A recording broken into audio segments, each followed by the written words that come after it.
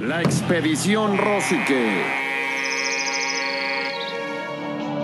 ¿Ves al medallista de oro de los Juegos de 1936? Sí, si es que tienen los Olímpicos en el 36.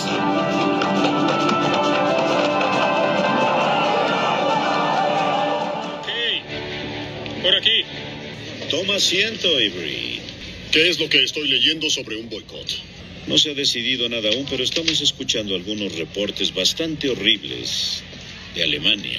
Aparentemente están acorralando a los gitanos en Rumanía. Gitanos. Vandalismo, propiedades de los judíos. Están utilizando los clubes deportivos para excluir a atletas judíos de las competencias. Están aceptando a 2 mujeres, Meyer y Berman, ambas judías. Ay, 2. Es un gesto bondadoso. Quizá las demás no eran buenas. Disculpa. ¿Realmente este es el punto? Este no es el propósito de la Unión de Atletas Amateurs o del Comité Olímpico Americano o del Comité Olímpico Internacional decirle a Alemania cómo manejar sus asuntos. ¿Crees que nos deberíamos quedar sin hacer nada y creer en su palabra de que van a jugar limpio? Digo que la política no tiene cabida en los deportes. La UAA ya aceptó la invitación. Acabas de escuchar un fragmento de la película Race, El triunfo del espíritu. La historia de Jesse Owens, el velocista afroamericano que ganó 4 medallas de oro en los Juegos de Hitler, los de Berlín 36, para destrozar la utopía de la supuesta superioridad de la raza aria. Y hoy recordamos ese gran momento, porque viajaremos a través de la historia del movimiento olímpico para poder entender cómo a lo largo del tiempo la máxima justa del deporte mundial también ha sufrido con las tensiones de la política internacional. El boicot de los países africanos a Montreal 76 como protesta hacia el régimen sudafricano. La no participación de Estados Unidos en Moscú 80 a causa de la Guerra Fría. La no presencia de la Unión Soviética 4 años más tarde en Los Ángeles 84. El boicot de Cuba a los Juegos de Seúl 88 como medida de apoyo a Corea del Norte, entre otros. Con París 2024 en el horizonte, la tensión vuelve a presentarse en medio de la invasión rusa en Ucrania. Las preguntas emergen en todo el mundo. ¿Debe Rusia tener presencia en los Juegos Olímpicos de París? ¿Deben los atletas rusos competir bajo la bandera del olimpismo y no la de su nación? ¿Habría países dispuestos a condicionar su participación como una medida de presión? Arturo Jicotencatl, decano del periodismo mexicano, nos lleva por este complejo entramado de la política internacional y nos explica cómo la guerra en Ucrania tendrá efectos diversos en los próximos Juegos Olímpicos. Arturo, el timón de esta nave está en tus manos.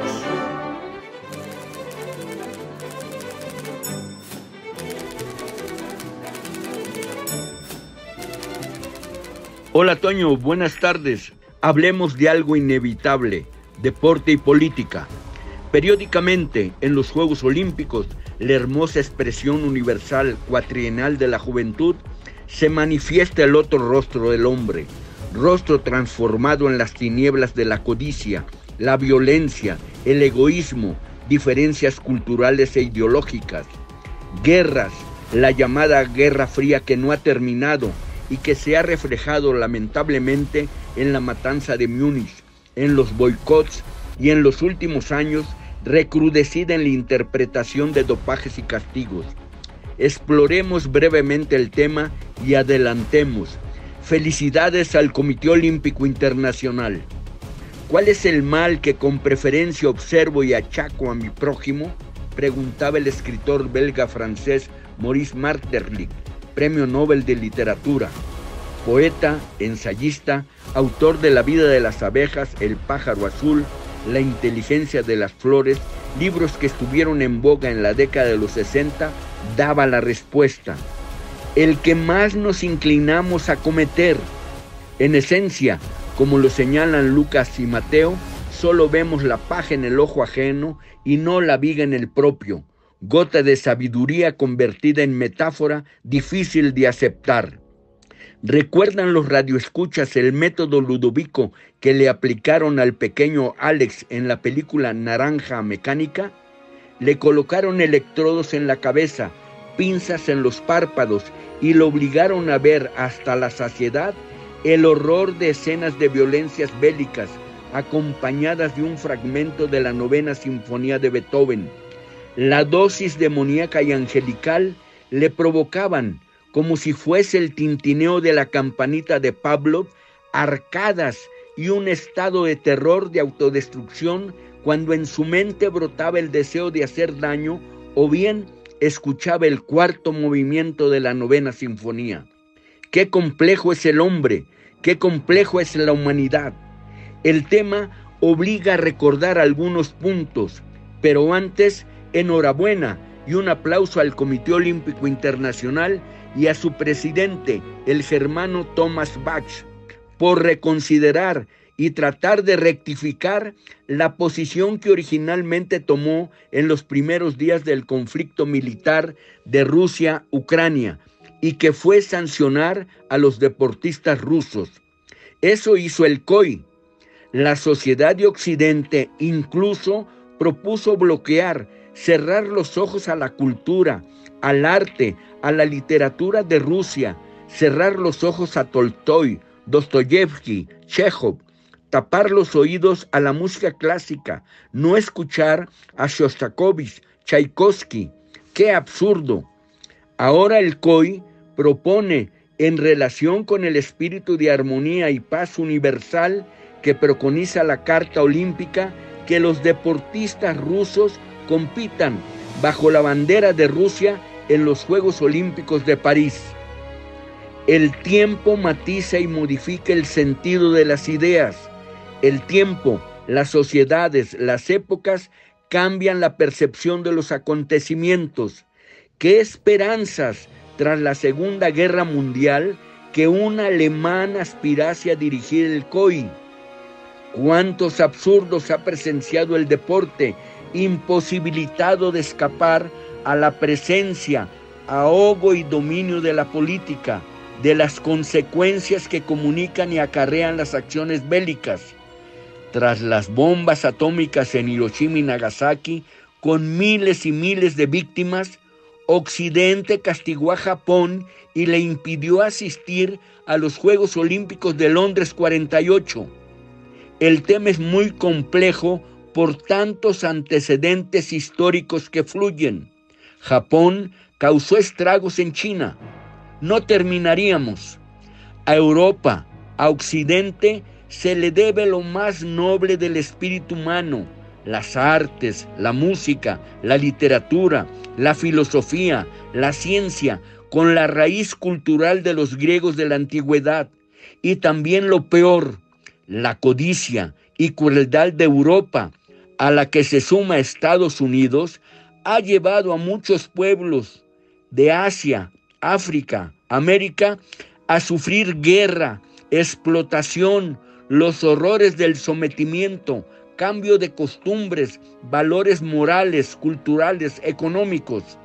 Hace unos 3 lustros, sería en 2007, expresé en las ondas hertzianas que Rusia y China, no obstante la tensión que en ese tiempo había entre ellos, estaban obligados a unirse con el fin de repeler a un enemigo común.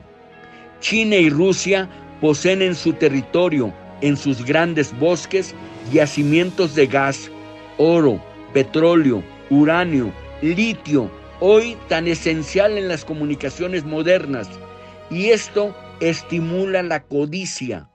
Las guerras no se justifican, jamás. Rusia atacó Ucrania cuando Volodymyr Zelensky coqueteó con la OTAN.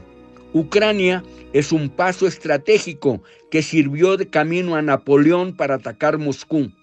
Zelensky ha reaccionado de inmediato a las expresiones de Bach y escuchen, lo acusa a Bach y al COI de ser promotores de la guerra, de la destrucción y el asesinato. Propone, sin sufrir arcadas, porque Zelensky forma parte ya del negocio de la guerra, es un guiñol occidentalizado, que solicitará a Emmanuel Macron, presidente de Francia, que impida la participación de los deportistas rusos y bielorrusos en los Juegos de París. No son los deportistas rusos los que han generado la guerra. ¿Por qué castigarlos? ¿Por qué se sanciona a los rusos y a Rusia con otro rasero? Es demasiado claro. Europa y Estados Unidos tienen en sus manos la vara de medir. ¿Por qué Zelensky, en lugar de aceptar supertanques para continuar la confrontación bélica, no intenta buscar la paz? Muchas gracias. Buenas tardes.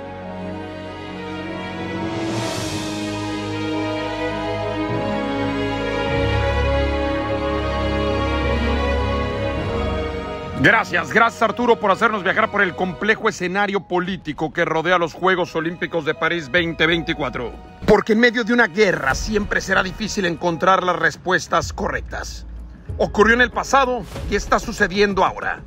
Y rematamos este viaje con una película que retrata uno de los momentos más importantes en la historia del siglo XX. El triunfo del espíritu, la historia de Jesse Owens, el hombre que destrozó la utopía de la superioridad racial al ganar 4 medallas de oro en los Juegos de Hitler, los de Berlín 36. ¿Qué hubiera sido de la historia olímpica si Estados Unidos hubiese boicoteado aquellos Juegos? Literatura infame circulando, y no es solamente en contra de los judíos. Ahora también están en contra de que los negros compitan. Hace 20 años que les dieron una patada en los bajos y aún se recuperan. Necesitan estos Juegos para demostrar que aún están de pie. ¿Por qué se arriesgarían retirándonos? Quizá piensan que no tememos las agallas. Nos han asegurado, ciertamente, que no discriminarán. ¿Y confías en la palabra de un nazi? ¿Quieres salirte del evento deportivo más grande en el mundo? Solo por unos cuantos rumores. Aquí en Norteamérica. Seguiremos viajando juntos en la Expedición Rosique.